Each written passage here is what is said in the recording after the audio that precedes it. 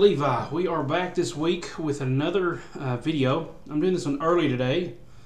That way I can hurry up and get it out to you. What I'm going to try to do this time is I'm going to export the video probably in a lower quality because it'll be really quick. So this video might not be as high quality. Once again, a lot of this experimentation so that we can figure out what works best and what works the fastest. And so it still should be, you know, good enough quality where you can see what's going on and everything. And if the quality is not up to par, then I'll put it back to where it was. But I'm just experimenting right now. What I thought we might do today is kind of work on the Beneath the Willow stuff and maybe work on some other aspects of it. Maybe work on like some fancier things. Now, I don't want to get too technical, obviously, because we still want to do the Carter style stuff, but we don't want to stay where it's all downstroke type of things. Okay, so we're gonna work on that. All right.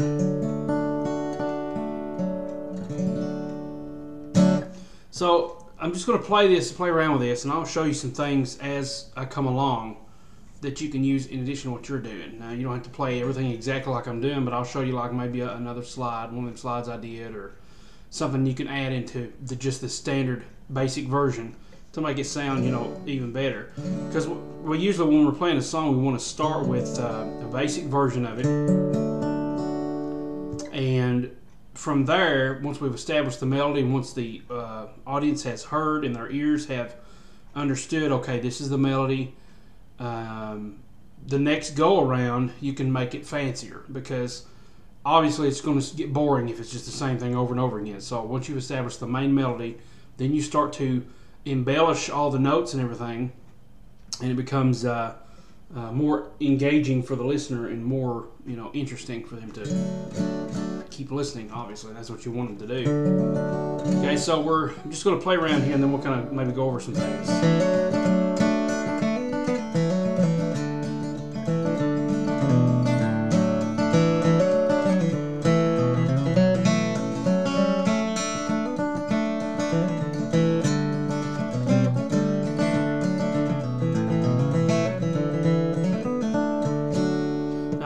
My pick is a lot of back and forth stuff. I'm not really consciously thinking about the downstrokes and the upstrokes. You know, obviously we've established that the main notes are the down.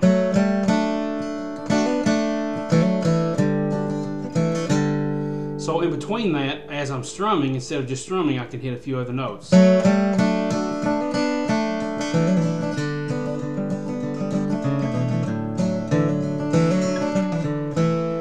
Just a quick.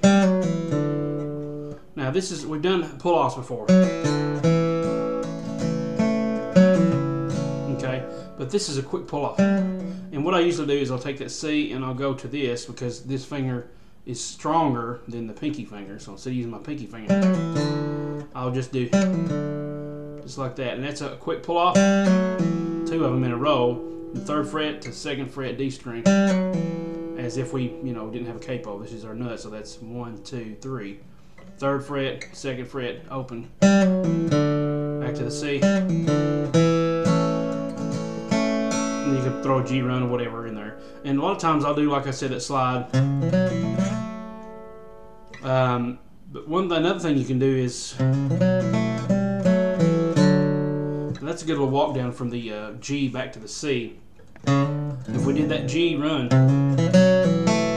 and then all we do is we're going to come back down to the D string, which is the same note, the 3rd fret, the same one we did this with.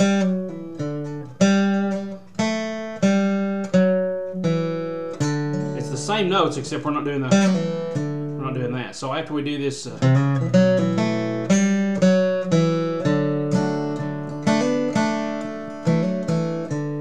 okay.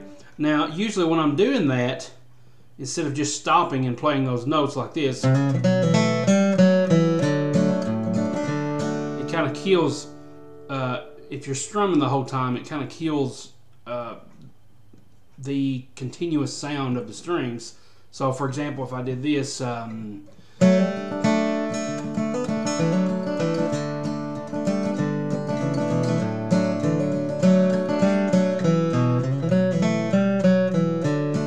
back to strumming again. So usually what I do is I'll go So on each upstroke, I'll hit those B and G strings. Back to the C, okay? So that kind of fills in those gaps. Or you can go down, then back up. Because the melody starts out with oh man, so you can go oh man. And there's that first fret pull off. You can't forget about that. I mean, that's an awesome technique. Another thing I did earlier is, I don't know if I did on here when I was practicing earlier just before I started recording. Another thing I did is I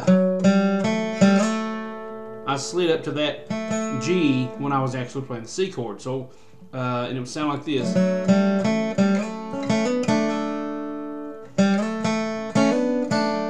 And then I just, to get back to the C, because right now if we're staying here and we play that, we don't really have our finger back here on the C note, so if we play that open G, it sounds like we're in G if we play that open B string. But we don't want that. We want to go back to where it sounds like we're in C. So, and notice when I lifted off my finger, the string was ringing. So if you did that instead of, you just kind of got to figure out which way worked for you. I mean, you can obviously mute the string with a finger down here,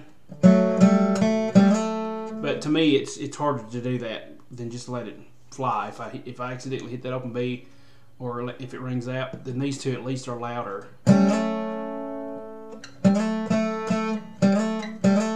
So you got to try when you're doing this not to hit that B string as well, because you don't want that sound. You want it to stay like it's in C.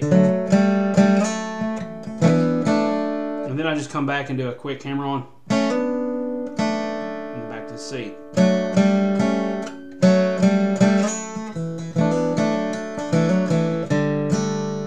Okay, so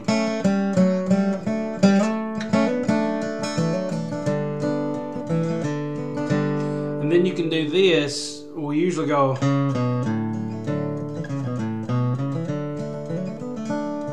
or you can go another way, like for the second time around, when you're improvising and embellishing over the melody, you can kind of end it like this.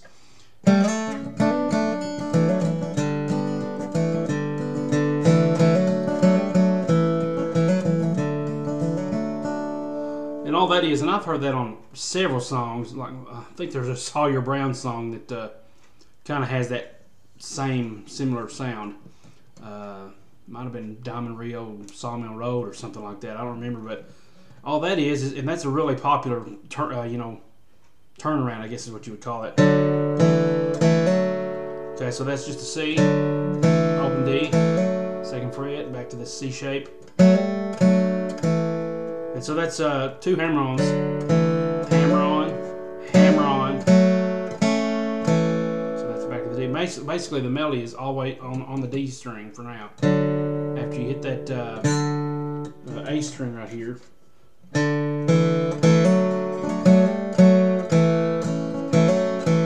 all those notes are on the D string, and then we go back to the, and we can end it like that, or like that, like we have in the end of Wildwood Flower. And notice I'm strumming in between as well. So that's equivalent of a down up and a down up there, and then another down up, and then we end the phrase with that little ending note there. My screen's dying on me. You can't see that, but my screen's trying to die on me. All right. So basically, another thing that we can do is incorporate another variation on the chord. Now I think we might have went over this last time over the B, and that was basically a B suspended. And if you haven't worked on that, this is the time to do that. I think I might have said last time I would elaborate on that more now, so I'm going to do that now. So that would come in place of the C7.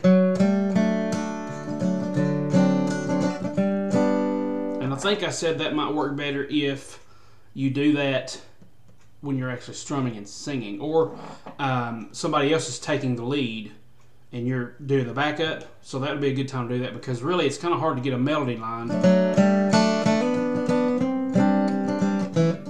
It's hard to get a melody line out of that to you know, correspond with the C and the F. So it's just something more that you would do if you were playing backup with somebody else doing lead, if you're in a jam session or something.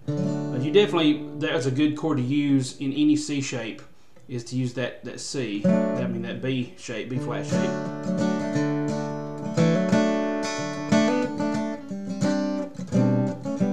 You got to be careful not to hit the A string there, because it definitely will not sound right. So you can either do that,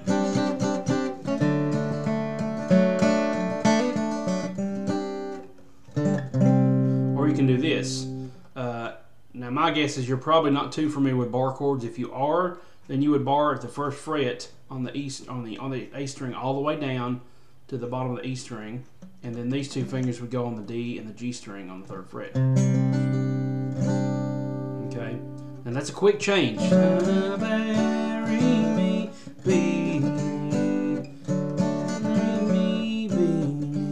That's why, I mean, you can do like that. You can do the bottom half or the top half. That's only 3 notes there. If you actually didn't hit that open B string, it sounds what I call a diaper chord. It sounds terrible. So that's a good one to put in place of C7. Now, here's how the C7 would sound, and you would sound it longer.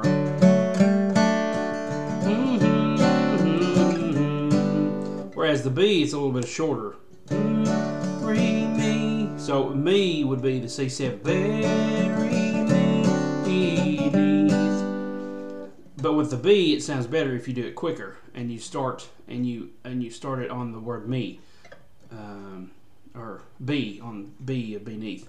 Bury me beneath. Now if I put it on the bury me, like I did the C7, it sound like this. Bury me beneath. Obviously you could do that, but it sounds better if it's just quicker. I mean, it's very subtle. Your ears catch it. Oh, and that's something to get them to get your audience again to be, you know, engaged and listen. Something interesting. Another chord that I was going to go over was a G. If I'm not mistaken, this is a G13. Okay, now I think we've covered G7. Okay, so this is a G7. This is also a G7 if you put your pinky here. Obviously, those are both, you know, same note. In this case, it's a G note because we're on the 3rd fret right here. So the actual note's a G note. But if you're playing in G, that note would be an F. So either way, that's your 7th note. When you have a G7, that's your 7th note. Well, when we lift that, it makes it a 6th note. Well, in music theory, this is our 7th now. We have a 1, a 3, a 7, a 1, a 3, and a 6. Well, because we have the 7th denotes that we are in a higher octave as far as like intervals go. And this is kind of, you know,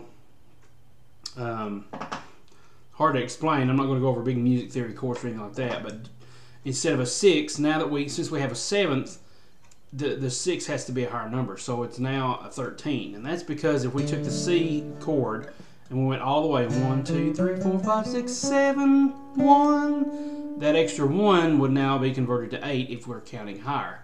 So 1, 2, 3, 4, 5, 6, 7, 8, 9, 10, 11, 9, let's see, 9, 10, 11, 12. But in this case, let me go back here. Let me skip back. We're in the key of G, so we have to count in relation to G to get that 13. So here's how that goes. 1, 2, 3, 4, 5, 6, 7, 8, 9, 10, 11, 12, 13. Okay? So the 13 is the same as a 6. 1, 2, 3, 4, 5, 6. So, but since we have a 7th, it's not a 6th chord. We have to go higher than 7, which will make it a 13. And I'm totally apologize if I'm totally, you know, throwing you off and confusing you. Just trust me, this is a 13 chord. Now this is another way to make a 13 chord, and we could take this finger, move it from here to there on the G string. Still on the 2nd fret. So we're going to be from the B string to the G string. And that's typically what a 13th would look like most of the time. It's just got an added 9th there. So we got a 1. We don't have a 3rd. We have a 7. We have a 9. Here's the 3rd. And now we have 13. So it's just an extra note here. A 7, 9, the next note's 13. So it's either this or that. Now to me, this one sounds better. And here's how it would sound in context after all that explanation. And once again, I apologize if that totally threw you off. But, and this would come at the very end.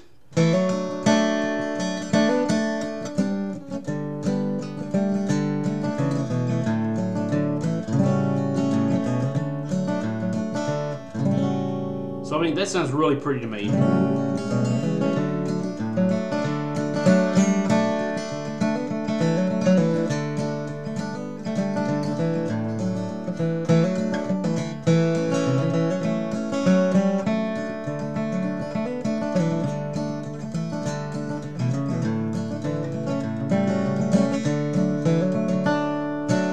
Once again, at the end of this, I'm not really playing any melody notes. I want the chord to stand out. So I'm doing that whole,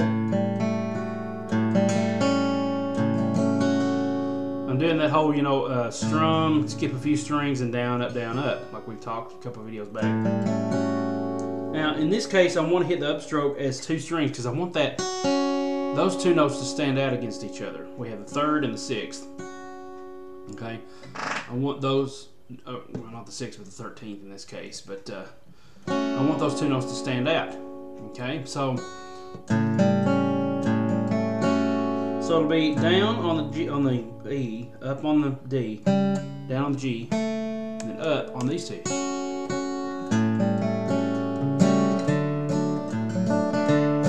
Okay.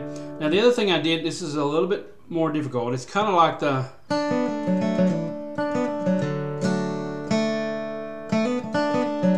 It's kind of like that ending like we did on the Wildwood Flower.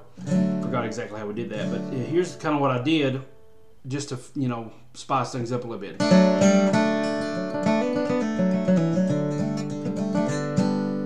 Okay. That may have been the ending lick, I don't know, but here's how that goes. So we got a hammer on the G string, downstroke up on the B, keeping the C shape, except for right here. Then a down, and then another down, and that's a pull off. Then back to the full C shape. Then up, that's a downstroke on the D, and then up on G, and then the same thing. Okay, and in this case, we're going to go to that F. So that's the last note we hit.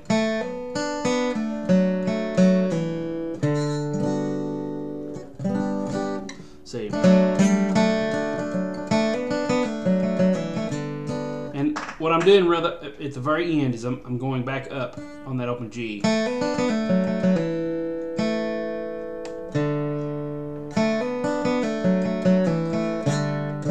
So that's just to fill in the gap, you know, between that. And that's my chair squeaking. Just to fill in the gap, instead of doing it like this, there's a little pause. So to fill that gap there, I go. And it sounds really good. It leads really well into that F suspended type chord, C sus or whatever.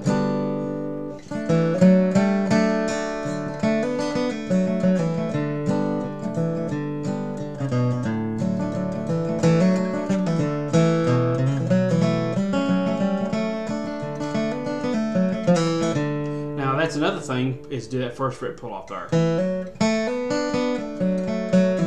Or, which would happen, you would land first on this D string. And then after you hit that open G coming back, you're going to hit that first fret.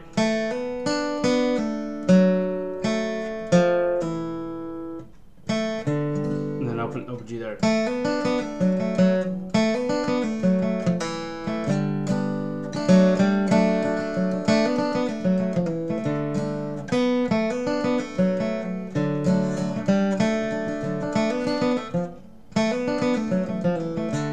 one thing that's helping me do this is when I'm playing this, normally I'm not leaving this finger anchored here.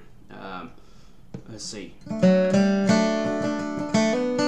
there I'm lifting up, and it allows these other two fingers to move freely without being, having to move around this, finger that's in the way. So keep in mind that this finger is lifted when we're about to go for the first fret pull off. Now the other way, I just leave it anchored there because I don't have any problems getting here. But when I have to move this finger up, obviously this one right here my wrist has to move a little bit to get there. So if this is anchored, it's going to be hard to do that. So in order to get my wrist to move, I let go. Okay.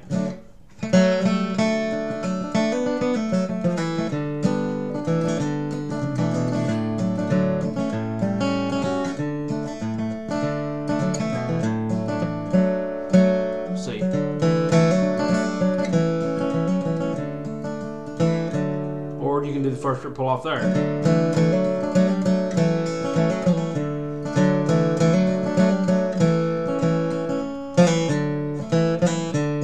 I mean, just find out ways to slip in that first fret pull off because it's so important to bluegrass style playing. I mean, it just really makes a big difference. Okay, so that's about it for today. We're about 22 minutes into this thing. Now, what I want you to do is, don't forget on YouTube, most of the time you can go down to the, I guess on this side, the little gear and slow it down, to about half speed. Because what I want you to do is make sure to pay attention to the strokes. Obviously I'm going over this as a whole, but what you want to do is watch this hand for the movements here. And when you get these down, I mean, you can do all down strokes if you need to, but when you get this down, go back and watch what this hand's doing. Down, up, then two downs, then an up, then two downs again, or an up on the G down. So it takes a while to study that, but and once again, when I'm doing that, I'm not strumming every time. With songs like this, I'm using a lot of the.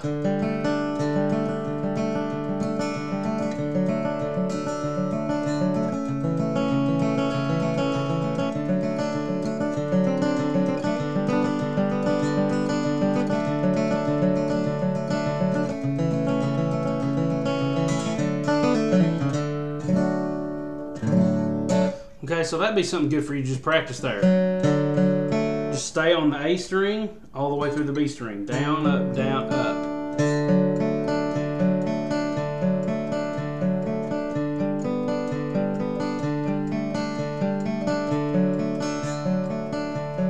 I mean, that will really do worlds of difference for your picking. Okay, so for this week, that's about it. We'll go ahead and wrap it up. Next week, before I forget, next week is the 30th.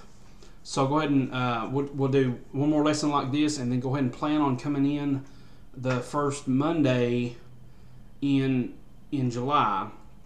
Now I realize that's July 4th weekend, so if you can't do that, let me know ahead of time. That way I can schedule next Monday, the 30th of June, for you to come in. Either way, I'm available July 4th week, and I'll just, if I don't hear from you, I'll assume that you're coming that Monday, July 4th week. The last week in July, I will not be here. Me and my wife's going on vacation. So, and we're going on vacation, and because I think I mentioned in the policies, because I haven't been charging for any months that have 5 days in them for teaching. Like next week doesn't come out of the cost of what you've already paid, because I don't charge for that, because that allows me to take vacations. So obviously next month, since you've had a free lesson this month, which will be next week, next month you'll only get 3 lessons, but it kind of compensates for that. So you'll be paying the regular price for 1 less lesson, but you're getting 1 extra lesson this month. So that's the way that works out. So just what I'm trying to say is, Let me know what you want to do. If I don't hear from you, I'll assume that you're coming next Monday to the house, and we'll have, the week of the 4th that you're coming to the house. And we'll go ahead and do the in-person lesson then. But I will not be here the last week in July. And I won't be making a video that week because I'll be obviously gone. I won't be able to. So that's it for this week. Thanks so much for watching. And I hope you get a lot out of this. Next week, I don't know what we're going to do. It's just from week to week. I kind of maybe I might have an idea. I think it'll be good to move on to a song in a different key though, because we want to. Most of the time you hear play bluegrass stuff, it's going to be in the key. It's going to be in the G shape because it's a real hard driving. You got that low string.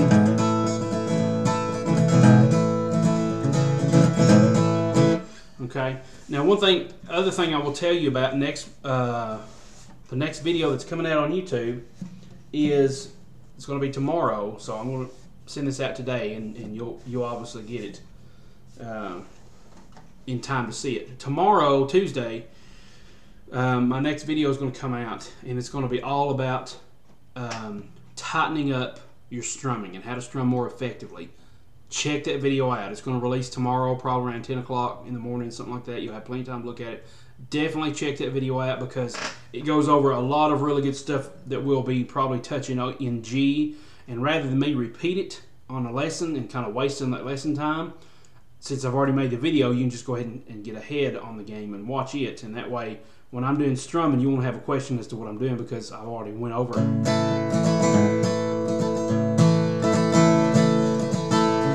I already went over that. So make sure to check that out tomorrow. It'll be releasing tomorrow, somewhere around 10 a.m. or somewhere around in there. So thanks so much for watching.